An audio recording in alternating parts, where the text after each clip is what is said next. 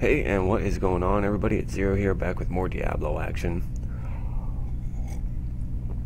So guys, today we're going to be talking about Whirlwind. I've been having a lot of people ask me about Whirlwind, specifically Whirlwind with Istvans set over Bolcathros, and just people's inability to stay at full resource and actually be able to Whirlwind at all times. So we're going to get into that today. First and foremost, I want to say that I think a lot of people's problems with Istvans is that they're trying to force the physical version of the build. Today we're going to be covering the lightning version of the build. It's way easier to run, and it's just as strong as physical, if not stronger. Currently, last time I checked anyway, we'll look at it real quick. On top of the leaderboard, view hero profile. What do we got here? Yeah, he's running the lightning version of the build. It is now on the top of the leaderboard with lightning. So, that being said, let's get into this, shall we? We'll look at the skills first. We're going to be using, obviously, Whirlwind with Wind Shear. Deliver multiple attacks to everything in your path for 340% weapon damage as lightning. Gain 1 Fury for every enemy struck. While whirlwinding, you move at 100% movement speed. Ignore pain. So, like, just the fact that we're getting a Fury back every time we hit something is a huge bonus over running physical. It's much harder to maintain your Fury in physical. It's not to say that it's a bad build, it's just it requires a lot more thought into your play style and how you tackle every situation. Ignore pain. Reduce all damage taken by 50% and gain immunity to all control impairing effects for 5 seconds. While ignore pain is active, you gain 5,364 life per Fury spent, and you're constantly spending Fury, so that is a very nice source of life regen. War Cry.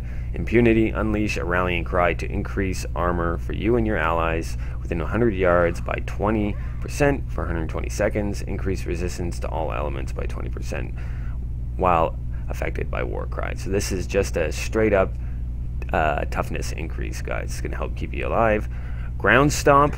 Smash the ground, pulling all enemy with Wrenching Smash. Smash the ground, pull all enemies within 24 yards and stun them for 4 seconds. This is the way I like to run the lightning. You don't have to run it this way. There's another way to run it, but we're gonna be running it this way.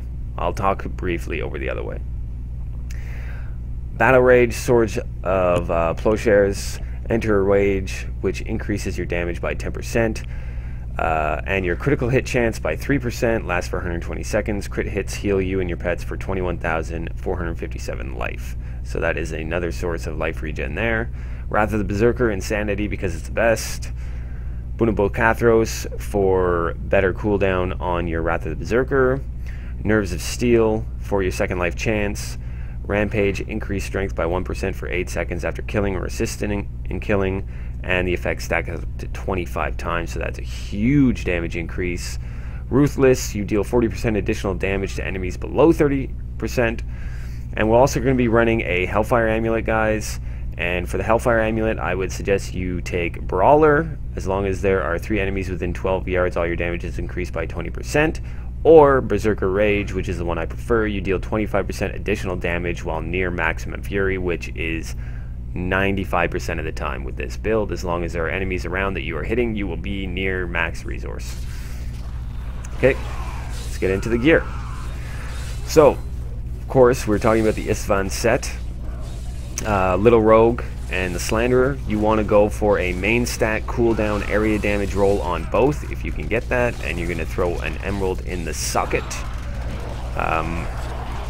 Otherwise, you could be running Bolcathros with the same types of rolls, but that definitely changes the playstyle quite a bit because you don't really need to worry about Fury generation with Bolcathros. But today we are talking about the Istvans set. So again, area damage, main stat, cooldown on both. You really want to focus on some cooldown and area damage with this build, as well as crit chance and crit damage. Okay. And of course, we are using the Wrath of the Waste set. This is the Whirlwind / Ren set. 2-piece set reads increased damage per second of rend by 500%, but this doesn't really matter because we're not using rend. We are focusing on Whirlwind for this build. The 4-piece set, during Whirlwind you gain 50% damage reduction, and your applied rends doesn't matter, but we get damage reduction by 50%, so that's cool. 6-piece set, Whirlwind gains the effect of Dust Devil's rune, and all Whirlwind damage is increased by 800%. So Dust Devils are those little tornadoes that follow behind you and deal like 180% weapon damage. But the big kicker here is that we're getting another 800% Whirlwind damage. So on your boots, guys, you're going to run main stat, Vitality, and Armor, and Whirlwind damage if you can. Always Whirlwind damage on your boots. Like if you have to drop something else that's good for Whirlwind damage, do it. You want to buff your Whirlwind as much as possible. Pants, go straight tank, main stat, Vitality, Armor, maybe some pickup radius on there is good. Gloves, main stat, Vitality, crit chance, crit damage. Shoulders, main stat, Vite, area damage cooldown. Chest piece, go straight tank.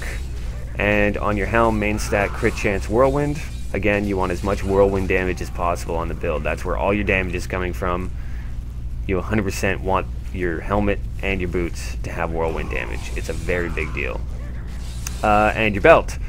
The Pride of Cassius, increase the duration of Ignore Pain by 6 seconds. So Ignore Pain is like the bread and butter for your damage reduction with this build. When you have a Pride of Cassius at 6 seconds, you can keep it up 100% of the time. So definitely go for 6 seconds. Main stat, Vitality, all res or armor, and some life per fury spent is going to be good. Bracers. Now this is the reason we're using ground stomp, guys. So you're going to go strong arm bracers with lightning skills, main stat, Vitality, crit chance, and of course strong arm bracers. Enemies hit by knockback suffer 30% increased damage for 6 seconds. So the basic idea is right at the end of the fire rotation, you're going to pop ground stomp on all the enemies around the elites. It's going to all pull it into one group, and you're just going to do fucking crazy damage on the lightning rotation, especially if you have Wrath of the Berserker up and ready to go. It's just gonna melt things. Okay. Rings, we are using the Obsidian Ring of the Zodiac for the cooldowns.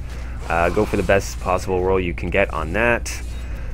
We are using Convention of Elements on board, and realistically speaking, it would probably be better for you to have the Skull Grasp on board. But here's the deal: if you're going to equip the Skull Grasp and cube the Convention of Elements, you want like at least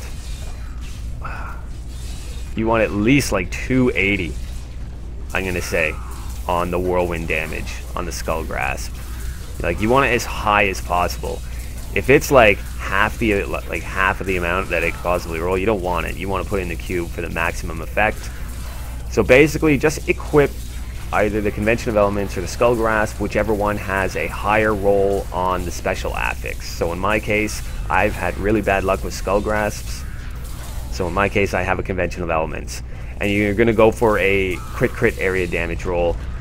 Doesn't matter which ring you put on, you want crit area damage.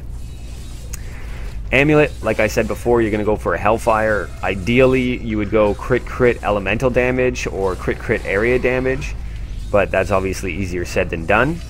And again, you're going to have whichever passive you decide to use. I would definitely say Berserker Rage is the better of the two between that and Brawler, though. Also, in your gear, guys, you're going to drop diamonds. I wouldn't suggest putting rubies in there because you really want as much toughness as you can get in this build. All your damage is going to come without the rubies, trust me. Okay, and of course you're going to have a diamond in your helm for even more cooldown. Legendary gems, we have Bane of the Stricken. Big, huge damage increase here. You absolutely have to have it, as Stricken stacks build on elites. Like you can visibly see it on their health bars as the Stricken stacks build up, as they just melt.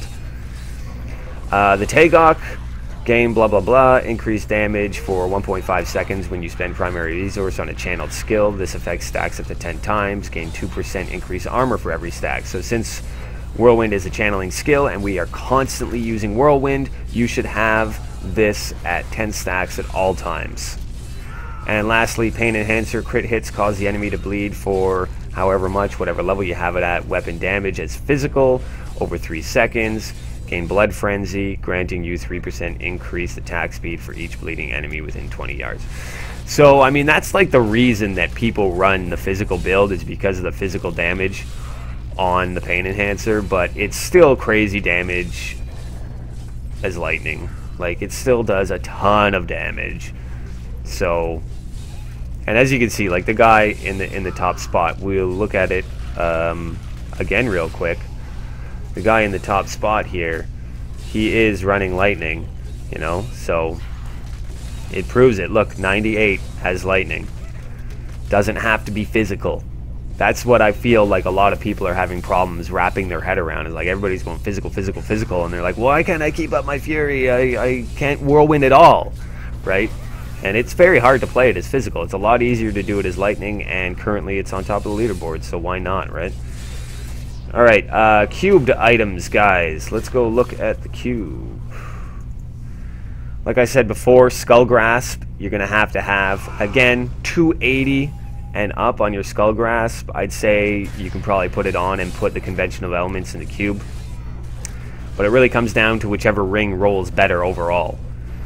We're going to be running Mantle of Channeling while channeling Whirlwind, Rapid Fire, Strafe, Tempest Rush, Fire Bat, blah, blah, blah, blah, blah, blah, blah, blah, blah. You deal 25% increased damage and take 25% reduced damage. This is a straight damage increase and a straight toughness increase. And lastly, we'll be using the Furnace for increased damage against elites. And that's that, guys. It's super, super, super easy to run this as lightning. My gear is really not optimized at all. I've been focusing on Leap Quake for the season, and as you can look at my gear, I mean, it's nothing special. I mean, 3 pieces aren't even ancient, you know, of the set. I don't have ancient strong arms. My rings are just okay. My Istvans set, again, just okay. I don't even have area damage here. And 2 of my gems aren't even at 80. My Bane of the Stricken's at 90 because I also use it in Leap Quake. And I'm able to do 70s and 75s. I mean, in the 75s, I could probably even do an 80 with the right rift, just with everything here untouched, unchanged. I die a lot, but I can still clear them with plenty of time to spare. The example you'll see, I think I did a 70 for the example, just to show you. There's no augments on any of this gear either. If you really work on optimizing this, setting it up with these skills in the lightning orientation, it's going to be just a beast. Just a ridiculous beast. And of course, the more Paragon you have as well, the better it's going to get too. I mean, you can see that even on my sheet, it's only, I have a less than 1 million sheet. Just over 1 million with effective. But I mean, it all comes down to the buffs that you're getting while you're playing more than anything, right? You see, when we go into Wrath, we go up to 1.3 on the sheet, and yeah, so that's it. That's lightning, Whirlwind. That's how I would say is the best way to play it. Anything else to mention? Of course, you could run with either Nemesis Bracers or Ancient Parthon Defenders as your bracers. You'd still use Ground Stomp, and you would get a huge toughness increase out of that, right? Because it's going to pull everything in, and it's going to stun them, and you're going to automatically proc the legendary affix on Ancient Parthons. The guy on the top is using Ancient Parthons instead of strong arms. But really it comes down to either way, you know, whichever way you want to play it. And I like getting the extra damage out of the strong arms because my gear for Whirlwind ain't too shit hot. It's just not great. So there you go, guys. That is Whirlwind. Super easy to play. Get into a group, hit Ground Stomp just before the fire rotation ends, and hit Bunubo Kathros, you know, Berserker Rage, Ignore Pain, have everything up and go. Try not to hit Warcry and Battle Rage too often because you want the Zodiac Ring working on Ignore Pain and Wrath of the Berserker. But yeah, it's super easy to play. It doesn't really require any explanation whatsoever. You're just you're just going around in circles and hitting your ground stomp to line up with your lightning COV, so you get the maximum damage. Just try and make sure you're in Wrath of the Berserker for lightning as well, and you're gonna melt everything in sight. Great build, easy to play if you're running lightning. Check it out that way. Like, comment, and subscribe. Later.